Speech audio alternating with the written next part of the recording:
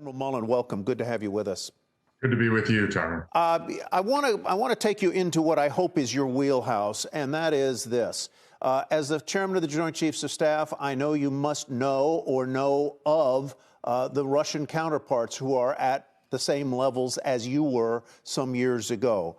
What do you think those generals and admirals think about Putin's war? And second, is there any chance, high, low, zero, that the admirals and the FSB might move against Putin? Well, to get to your second question first, I certainly, in the near future, don't see that as much of a possibility. I mean, Putin survives because he controls the people, he controls the security agencies, and he controls the military. So maybe over time, when it gets so bad, I have been struck at how poorly they've done, actually, in execution. I was chairman when they invaded Georgia in 2008. They were terrible in terms of their military execution. They've reorganized. I thought they'd be better, and they've been awful.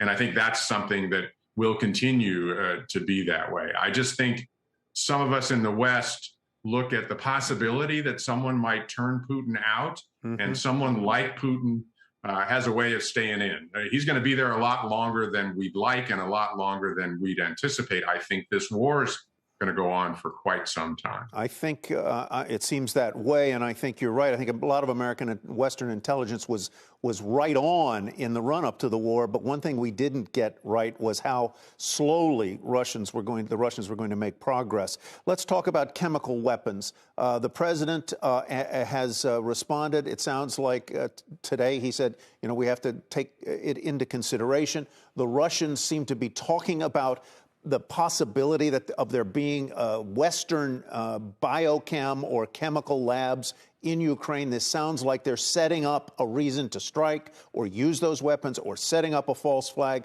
What do you see as the risk of the use of chemical weapons, and how would the West respond? Well, while we may be somewhat critical of the intelligence community in terms of how Russia has executed, I want to give the intelligence community a lot of credit for releasing intelligence in a very timely way. Absolutely in terms of affecting and really pushing back on the disinformation campaign specifically. If past is prologue, I think Putin will, lean forward with respect to chemical weapons. I don't know what the Biden agenda is as he visits Europe, but I think those heads of state will certainly be talking about how to deter that if possible, or respond, if he in fact uses those kinds of weapons. When you say lean in, that I read that as you're saying, I think he will use them. Am I right? Am I understanding you correctly?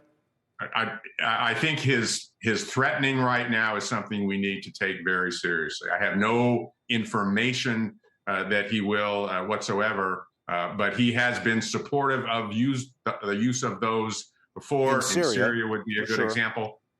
So my expectation is, when push comes to shove, and Putin to me seems to be more and more cornered, trapped. And as he is, the concern I have is that he will lash out with other weapons. Well, that leads me to my next question, which is there was a chilling story in the New York Times yesterday about the possible use of low-yield or so-called tactical nuclear weapons, of which Russia apparently has a great number. How do you handicap the possibility that he might go there, that this cornered, frustrated Putin might use those kinds of weapons in this battle theater? And if he does, what would the Western response be? We couldn't sit still for that, could we?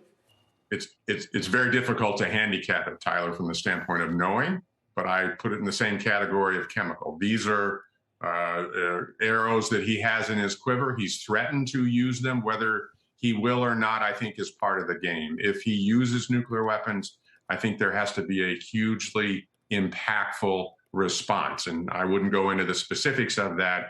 What I also worry about, quite frankly, is once you get into that level of warfare, the unintended consequences, the ability to have it spill out of control and actually even go to a higher level of nuclear weapons is very frightening. And we should remember it's been since World War II that a nuclear weapon was used, and they are devastating, massively destructive weapons that certainly, if he uses them, deserves a response. But I just hope whatever we do, we can avoid that particular outcome.